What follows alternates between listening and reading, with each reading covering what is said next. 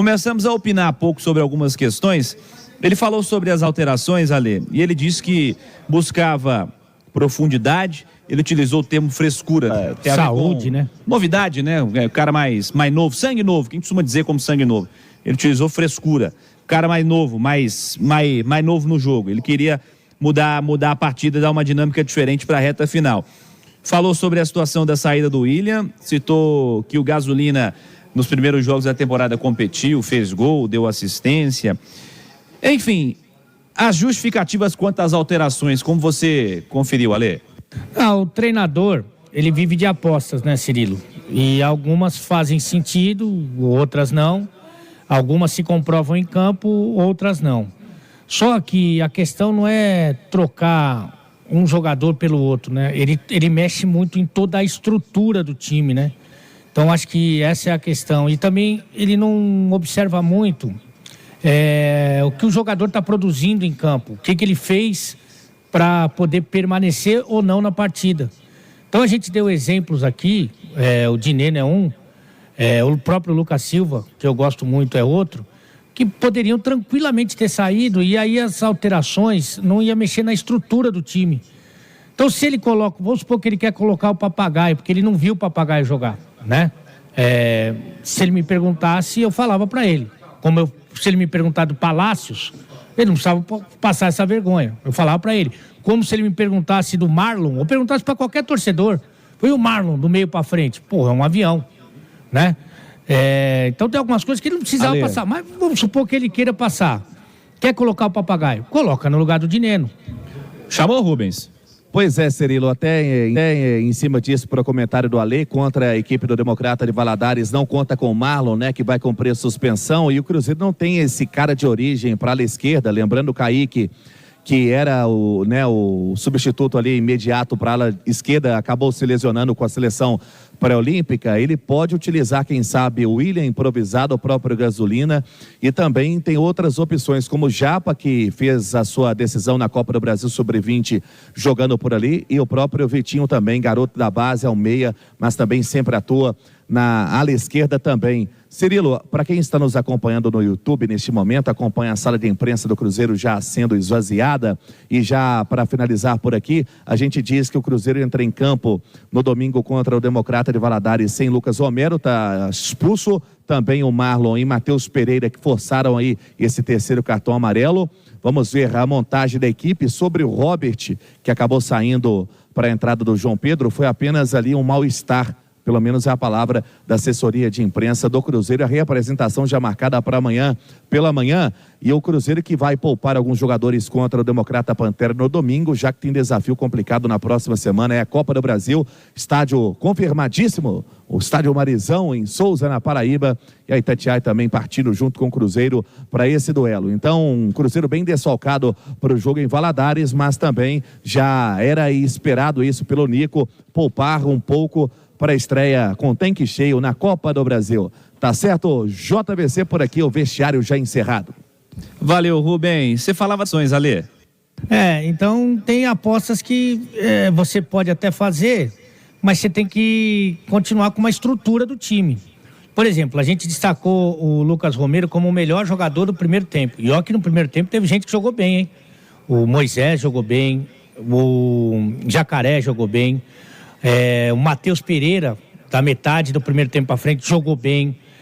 Você teve os zagueiros do América que jogaram bem durante todo o jogo, mas o eleito foi o Lucas Romero. Aí você sacrifica o Lucas Romero, que é baixinho, né? Não tem uma grande estatura, né? Para jogar como um dos zagueiros, já que você não quer tirar o seu jogador de meio campo, né? Então, assim, e aí coloca mais um jogador, um volante, que é o Ian Lucas, que é bom jogador. Teve a infelicidade no lance do segundo gol, porque ele acaba não travando, né? Não impedindo o passe pro Juninho ali pelo lado dele, lado esquerdo da defesa, direito do ataque do América. Então, assim, não se justifica, né? A saída do William, o William fazia um bom jogo. Na verdade, assim, como o Matheus Pereira foi muito bem marcado durante boa parte da partida, quando não era ele que fazia a jogada, eram os dois laterais, né? O Marlon e o William funcionam como criadores. O ano passado, eles eram os principais criadores do Cruzeiro. E essa informação ele tem que ter, né? Até para ajudá-lo, né? Então, acho que hoje ele bagunçou demais o time e isso ficou muito nítido, porque o América, se tivesse que sair mais um gol no jogo, seria do América. Seria o terceiro gol do América, que até criou algumas possibilidades. O Cruzeiro não se encontrou. E aí foi ficando nervoso, né? Porque você vai correndo errado. Foi ficando nervoso, o Romero perdeu a cabeça, o time estava destemperado e muito cartão. E não é nem para o próximo jogo, não é para o jogo contra o Democrata de Valadares. É questão de você ter um equilíbrio para temporada, né? E não me parece que isso aconteça com o Cruzeiro. É algo que me chama a atenção negativamente. Falávamos aqui fora do ar, ainda quando estava terminando o jogo. Cruzeiro toma muito cartão, Ale. O tanto de cara suspenso que o Cruzeiro já teve nesse campeonato, cara, é impressionante. Já teve expulsões diretas, né? Me lembro uma do Gasolina no dia que ele fez gol, né? Inclusive, chegou atrasado no meio da perna do cara. Hoje é do Romero por uma cotovelada, que mostra um destempero no fim do jogo. Os zagueiros do Cruzeiro, tanto o Neres quanto o Zé Ivaldo, acumulando cartões. O Cruzeiro leva cartão demais, o Cruzeiro precisa se equilibrar, cara. Sem dúvida, né? Eu acho que o Neres é um símbolo disso. O Neres, ele ficou, assim, por pouco de não ser expulso, né? Ele tem uma bola que ele até faz uma boa finta acho que foi no Jacaré, e depois ele adianta demais e dá uma travada em cima do Moisés. Aí depois ele faz a mesma coisa já com cartão amarelo aqui pelo lado esquerdo, no campo de ataque do Cruzeiro, né? E chegando toda hora, precisa canalizar um pouco essa vontade, ele tem muita, né? Talvez seja a principal característica do Neres, né? Agora, uma outra coisa que tem que cair na conta do Larcamón, não os jogos que ele vai rodar o time, que ele vai poupar, como no próximo, pensando na Copa do Brasil. Vai ter um jogo à Vera, vai ter um jogo aí, a semifinal do Campeonato Mineiro. Eu acho que a defesa, por exemplo, se ele quiser jogar com 2 zagueiros, acho que está muito claro que é João Marcelo e Zé Ivaldo. Está muito claro, sim, mas isso aí é o campo que está mostrando. Se ele quiser jogar com 3, aí vamos ver o que ele vai armar. Mas se ele quiser jogar com 2 zagueiros, eu acho que se ele fugir disso, ele tem alguma outra explicação. Marlon tem que apoiar, como ele fez hoje, inclusive, mesmo que ele coloque o Romero para fazer essa saída de bola aí, ele fez muito bem. Então, Marlon não pode voltar mais para a zaga pelo lado esquerdo, isso aí está definido. O Japa, que perguntaram o Japa não jogou mal. Aí que eu ia chegar, antes da gente analisar aqui as escolhas dos 2 treinadores para a gente fechar a nossa transmissão. O Japa foi titular na estreia, aí todo mundo, o Japa é uma realidade. O Japa foi titular no ano passado, esse ano é o ano do Japa. O Japa jogou 1 minuto no jogo seguinte, jogou 15 a 20 minutos no terceiro jogo, não jogou no jogo passado e não jogou hoje. Por quê? Tem uma coisa aí do treinador que está chegando, treinador que quer se firmar e tal, que às vezes quem paga a conta sempre é a molecada, né? Hoje para mim ficou claro, porque se você comparar o que estava produzindo o João Pedro e o Dineno, você não tem dúvida, né? Principalmente para colocar um outro centroavante, né?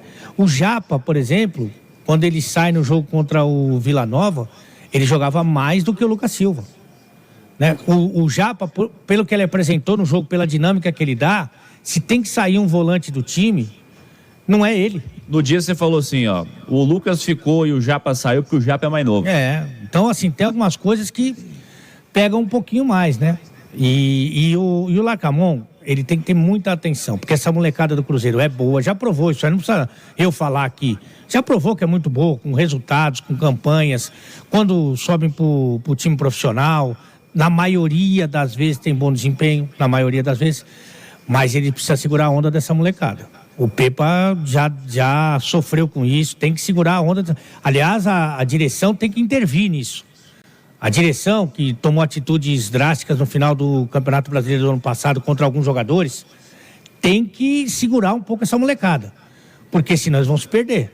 E a gente já viu 1 milhão de exemplos de caras que, sabe, que se deslumbram e tal, que se acham. Então, assim, no futebol tem uma hierarquia do pessoal que já está rodado aí há muito tempo, que já viveu muita coisa. O molecado está subindo, tem que subir, tem que jogar, tem que ter liberdade para fazer o seu jogo, para mostrar a sua categoria, mas tem que segurar a onda, hein? E no Cruzeiro isso acontece, não é de hoje. Então o Larca tem que ficar atento e principalmente a direção tem que ficar atenta também. Mas o Japa é um caso de um cara que eu não tiro do time. Então, não entendo. São escolhas que realmente não entendo. Uma coisa é o cara não conhecer o time. Eu acho que com 5 rodadas ele já conhece o elenco que ele tem.